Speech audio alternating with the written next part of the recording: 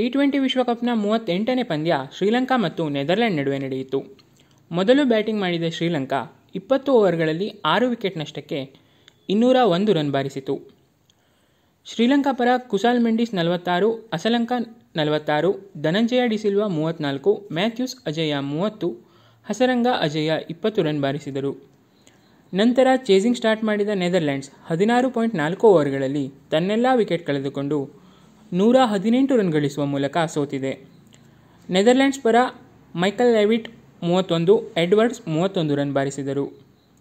ಶ್ರೀಲಂಕಾ ಪರ ತುಷಾರ 3, ಹಸರಂಗ ಪತಿರಾಣ ತಲಾ 2 ವಿಕೆಟ್ ಪಡೆದರು. ಬ್ಯಾಟಿಂಗ್ನಲ್ಲಿ ಮಿಂಚಿದ ಅಸಲಂಕ ಪ್ಲೇಯರ್ ಆಫ್ ದಿ ಮ್ಯಾಚ್ ಪ್ರಶಸ್ತಿಯನ್ನು ಪಡೆದರು. ಇಲ್ಲಿಗೆ ಈ ವಿಡಿಯೋ ಮುಗಿಸ್ತಾ ಇದ್ದೀನಿ. ಮುಂದಿನ ವಿಡಿಯೋದಲ್ಲಿ ಮತ್ತೆ ಸಿಗೋಣ. ವಿಡಿಯೋ ಇಷ್ಟ ಆದರೆ ಲೈಕ್ ಮಾಡಿ, ಶೇರ್ ಮಾಡಿ, ಚಾನಲ್ಗೆ ಸಬ್ಸ್ಕ್ರೈಬ್ ಆಗೋದು ಮಾತ್ರ ಮರಿಬೇಡಿ. Thanks for watching.